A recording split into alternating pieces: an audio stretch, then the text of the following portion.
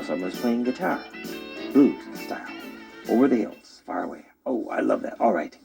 As the music fades down, all right, he begins to talk. Okay, where am I supposed to look here? Okay, they always have to tell me what to do. Ladies and gentlemen, Watchwell is my name, and natural philosophy is my game. And for those of you that have seen the show before, you always know that the emphasis is to learn something. So we have Albert here, and he gives us great inspiration to do this, and we have our monkey over on this side, and he is perpetually confused.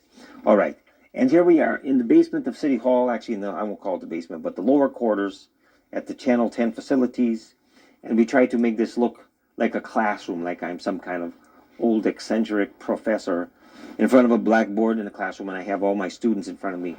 But in reality, 5 feet out in front of me, we have cameras and cords and everything else, and they are telling me where to look, and the lights are on, and so it's all kind of a big circus. And the purpose is to entertain you and to give you impart some information that perhaps you might not get in such an informal setting. So, having said that, all right, ladies and gentlemen, we're gonna have a little fun today. All of these shows are fun for me. I enjoy doing them. They get harder and harder for me to do. But we will have fun today. I have a couple little topics I'm going to run by you. Quickly, I'm going to reiterate my Indian calendar, which I talked about last time. I didn't erase this. So we're going to reiterate that very quickly. We're also going to talk that today, the show is being shot on April 15th, in the year 2004. So that is the 92nd anniversary of the Titanic. So we're going to revisit that just a little bit. In fact, I had gotten compliments from many of my old fans that they said that the Titanic show that I did a couple years back, that was kind of out at the same time that the movie was a smash, they said was one of the best Watchwell shows ever. So somehow, some way, maybe I can bring that back. And then thirdly, we're going to talk a little bit about Harley Davidson, because there also was some news about Harley Davidson is doing well. And then I'm going to finish up with, again, we're going to move fast, and I'm going to finish up with why drag racing can be a drag.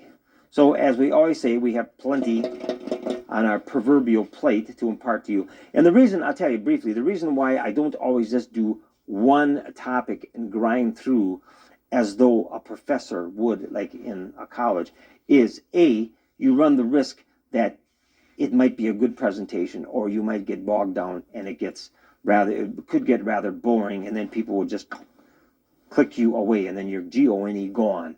So what I try to do for you is I try to kind of jump around a little bit to kind of keep you entertained and informed at the same time. So I'm sharing with you my Philip Watchwell program marketing philosophy. Okay, so having said all of that, ladies and gentlemen, quickly, he's off camera. Remember, we will have the P.O. Box and the program times on the screen, so get all that out of the way, and we'll just jump in. So, quickly.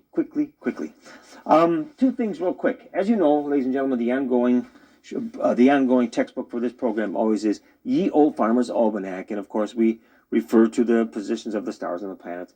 But I'm not going to do too much today on that, because we have other stuff, other than when I recap my Indian thing.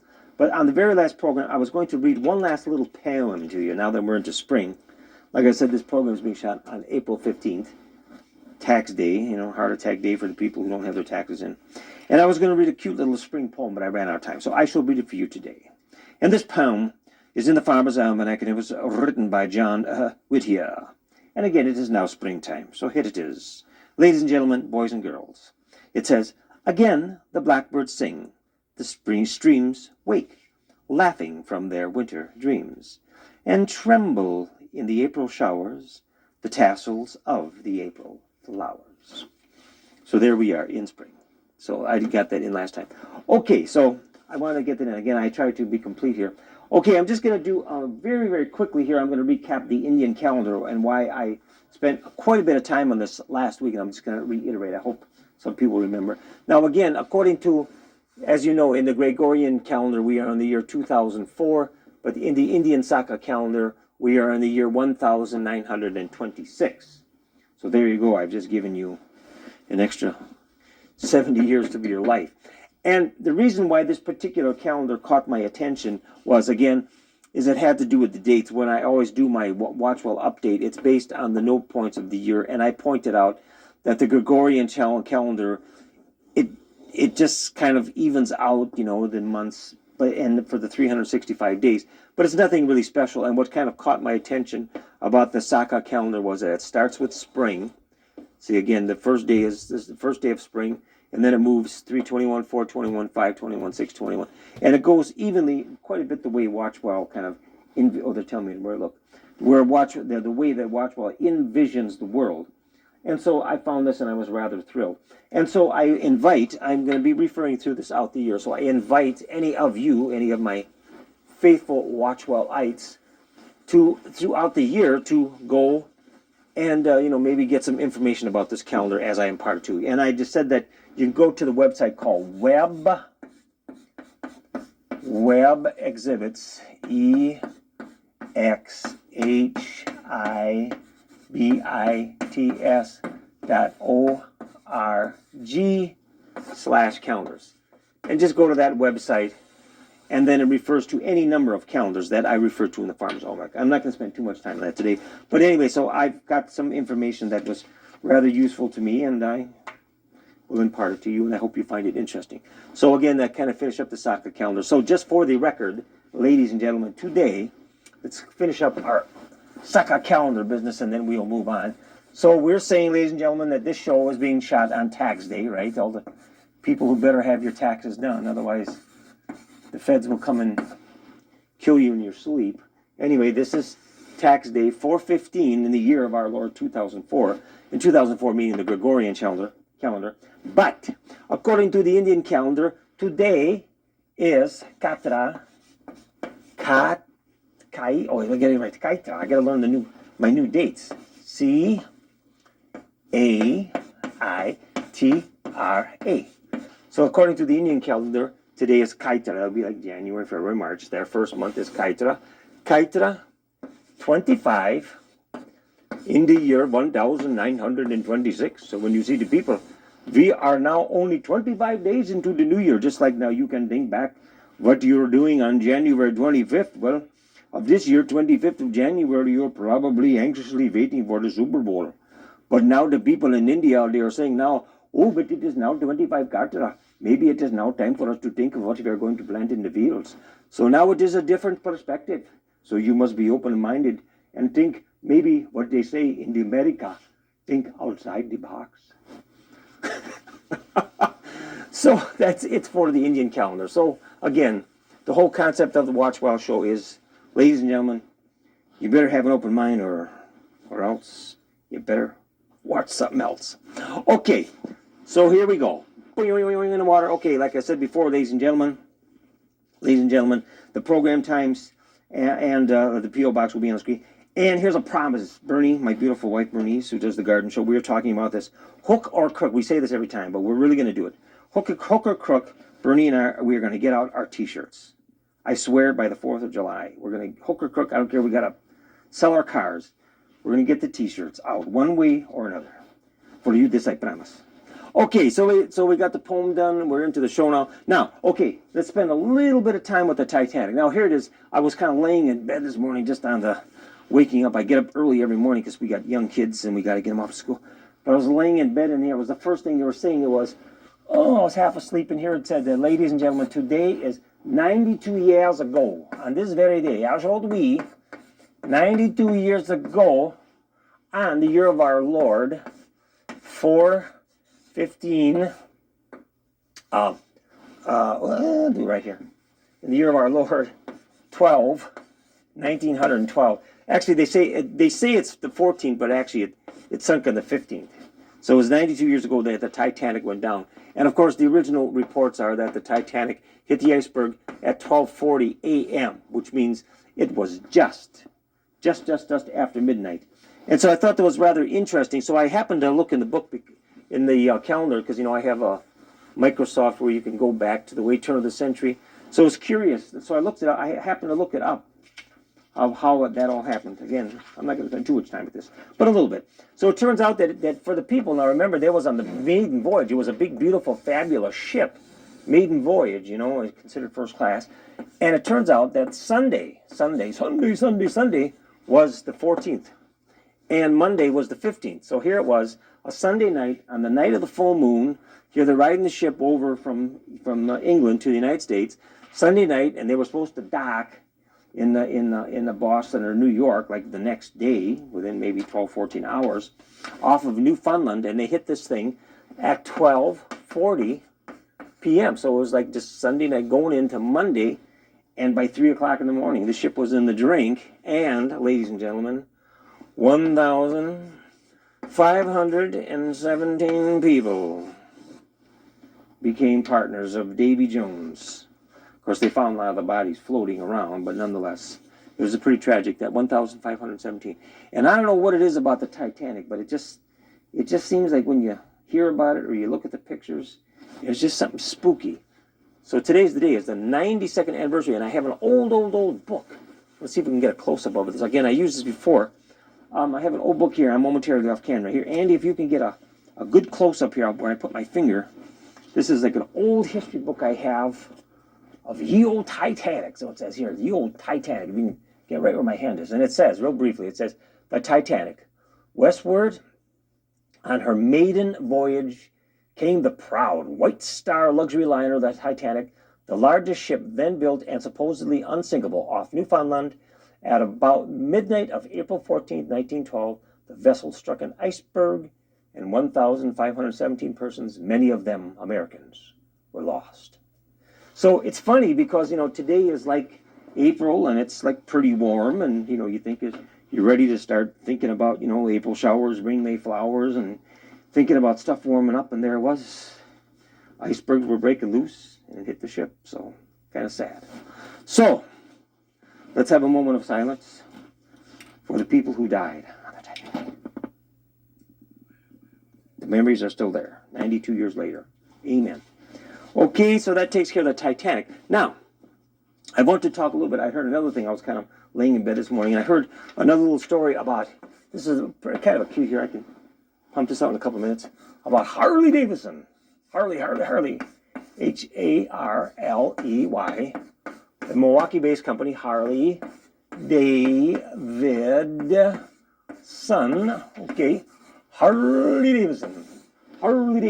And the reason why this was on the news is because apparently they had a good, they said they had a good report. I don't know, something about the stocks were good, and they said that they made like $204 million, which is, I don't know if that's for a year or for a quarter. I think it's for a quarter. Anyway, it's a pretty good chunk of change. So apparently people got the money to buy motorcycles or buy the leather gears or the parts or the chrome or whatever. So anyway, so I thought that was pretty cool. So $204 million is pretty good, and it's 68 cents a share. So if you own 1,000 shares of Harley Davidson, then you get a dividend check for $680 or something. But anyway, but that's not what I want to talk about. See, again, Watchwell spin is really not so much on the money, but on something else. So it's a short story, and so again, while that was kind of fresh in my mind, I thought I would impart this to you. Years ago, and this is a true story, I can probably do this in about 5 minutes. Years ago, Watchwell was once young. Can you imagine? Watchwell was young, once in his 20s. He went to nightclubs. He danced with girls. He played rock and roll music. Can you imagine? Watchwell did that stuff, that old guy. Anyway, and I also was in engineering school. So the true story. So I once was in engineering school, and as part of our design project is we had to tour a plant. So instead of going and touring some big old smokestack place or, some old machine shop or foundry or something, they said, well, yeah, let's go where they make Harleys. And so we talked the professor into it. So he made the special arrangements, and we toured. This is true. This is like back in the early 70s. We toured the Harley Davidson motorcycle plant. And so here we saw all these bikes getting made with all these special chrome parts and stuff. And it was pretty cool, I must say. But in addition to seeing all, how the motorcycles were put together, and here it is years later, it's still quite a successful company. It sticks in my mind the story of the Harley Davidson, of how the Harley Davidson came into being. And you've always heard these old stories about, the old Harley Davidson, where they say Harley, and why the Harley Davidsons sound so funny when they're idling. Or they say there's different little jokes. One says Harley, Harley, Harley, Harley, Harley. Another one says potato, potato, potato, potato, potato, potato, potato, potato, potato, potato, potato, potato. And it's really silly. So to some people that is totally useless information. Who even would care to ponder it? Well, here it is, kids. Watchwell does, and I'll explain to you why. So after you watch this show, and then about the next 2 or 3 minutes of your life, you will know that now with summer coming up and you hear the motorcycles, and at the stop sign, and you hear the motorcycles go potato, potato, potato, potato, potato, potato, potato, potato, potato, potato, potato, potato, potato, potato, potato, potato, potato. You're gonna know why, thanks to moi. So here it is, my quick little Harley Davidson expose. Okay, it turns out that the old Harley Davidson company was started in 1911. Okay, now this is a true story, because I remember this from going there. Okay, so the Harley Davidson plant actually was started in 1911. And it turns out that in those days, they really didn't have a lot of sophisticated internal combustion engines yet. But also, what's interesting to note that about that time was also kind of like the very, very, very advent of the early airplanes, you know, where they had the double-wing airplanes and so on and so forth. So it turns out that the Harley Davidson patterned itself off of the airplane engines, and I'll kind of sketch it out a little bit kind of quick. So it's kind of like this. So if you look at these old airplane engines, the old airplane engines that they had, you know, visualized kind of like the old double-winger airplanes, not like anything new. And so it turns out that how they had is they had what they call radial. Now that's the key word. They had what they call radial engines, okay? I'll just kind of draw kind of circle here. They had what they call radial engines in those way early kind of biplanes, okay? And this is a true story. And I was trying to find a picture of a radial engine in my stuff, and I couldn't find it. But anyway, in concept, you'll get the idea. So when they had those old, again, I'm talking about those old, you know what I mean, those old, kind of like the double-winger planes, like those real small ones, and they had the thing in front with a great big propeller, and then they had, like I said, they had the 8-cylinder engine. So they had like an 8-cylinder engine, but instead of being like a V8, in the old days, they actually had the engines were like this, and then the propeller would be, you know, kind of like this, you know. And then you had 8 things, and as the thing would fire, it would be like, so you see the thing would engine, the engine would fire like this, radial. So it would be, so it had the power. Now it turns out that where the Harley Davidson partners or brothers, where they got this idea from the radial engine. But what they did, here's the true story part, is what they did is they lifted out. It turns out that you have this engine where you have these 8 cylinders. So what they did is they got the brainstorm of the idea of taking the engine and only using 2 cylinders and throwing away the other 6. And so then hence that's where they got the shape of their engine. So the old, to this day, you look at an old Harley Davidson motorcycle, is that they have like 2 cylinders that are kind of like at like, you know, 30 degrees or at 45 degrees, about 45 degrees, in this shape, and then of course the crankcase and all the businesses up here. So it comes back to the fact that originally it was an 8-cylinder engine reduced down to 2. So if it was an 8-cylinder engine firing in a circle, it would be very smooth. It'd be, but now if you take, going back to why you get the potato sound, is you go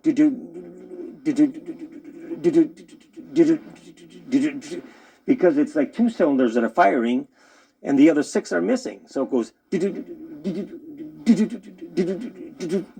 and of course that's only noticeable, so that's only noticeable at low speeds. At high speeds it doesn't matter. The crank turns really fast and it drives the chain, and you know, whatever, all that other stuff takes place.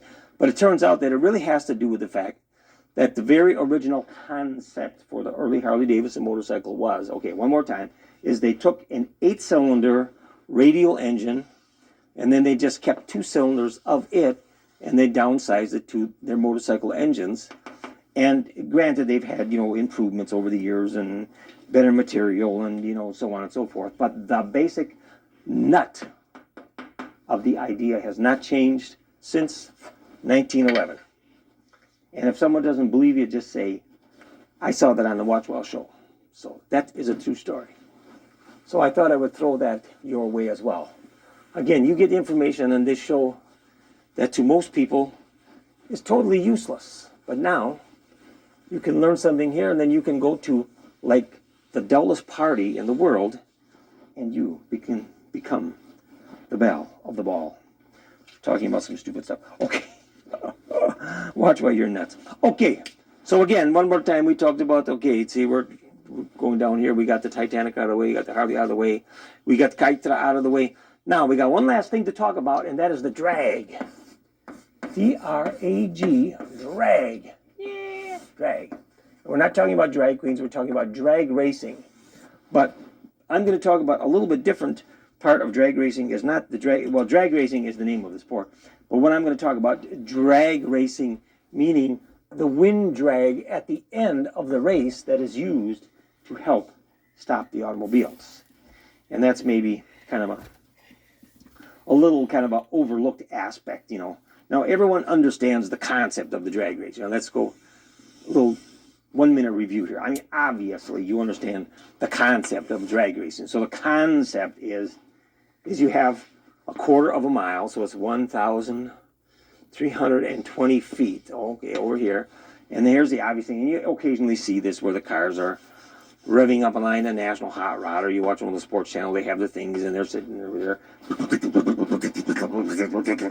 And then they get the green light, and of course the object is to go from 0 to the maximum velocity in the absolute minimum amount of time. So that is the concept, right?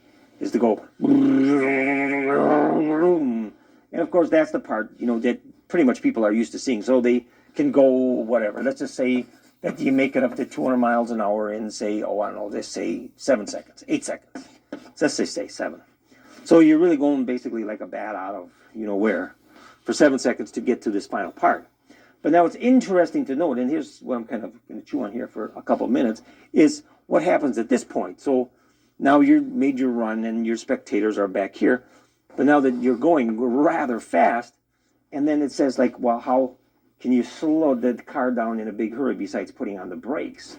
Because right, you're going 200 miles an hour, and it would probably take you half a mile of open road space to, look here, half a mile of open road space to stop your vehicle. So you have to do something in a very, very, very big hurry.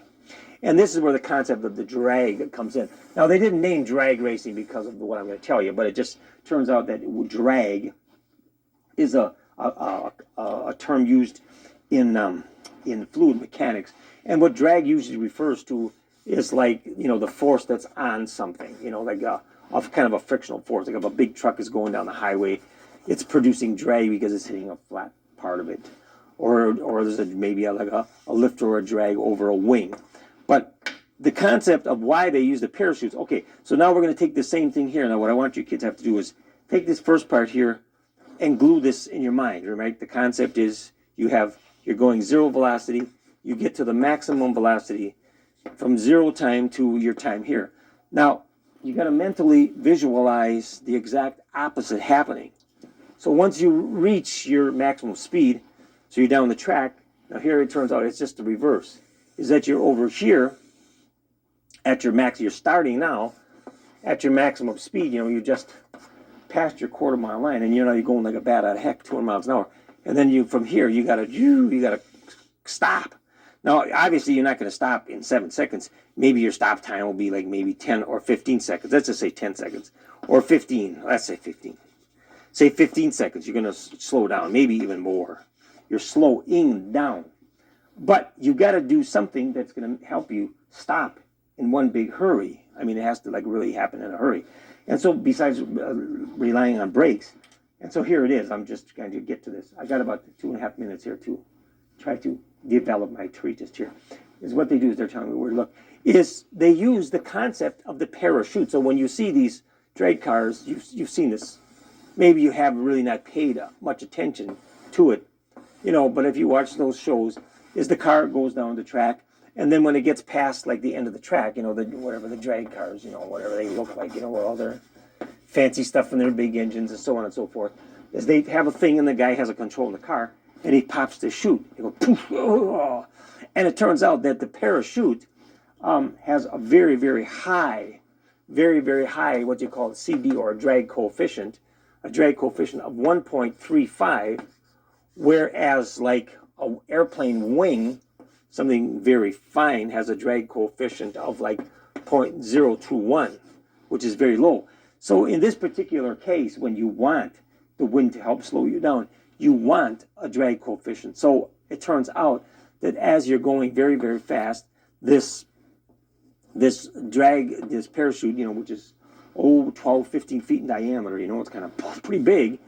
And of course, then all this wind, the force of the wind blows in here, and it makes a very, very, very large slowdown force. And I did some calculations at home based on the concept of impulse and momentum, and so on and so forth. And I was coming up with approximately about 200 a pound force. When the guy pops the chute, he basically feels about a 200-pound force, which equates to about approximately 1 G. You hear the terms G, like the G forces and the guys in NASA and going up in rockets. So it produces a rather big force, and it helps slow down the car. And what it does is that it takes this and it helps slow down the car, and then eventually the guys can stop in a relatively short period of time.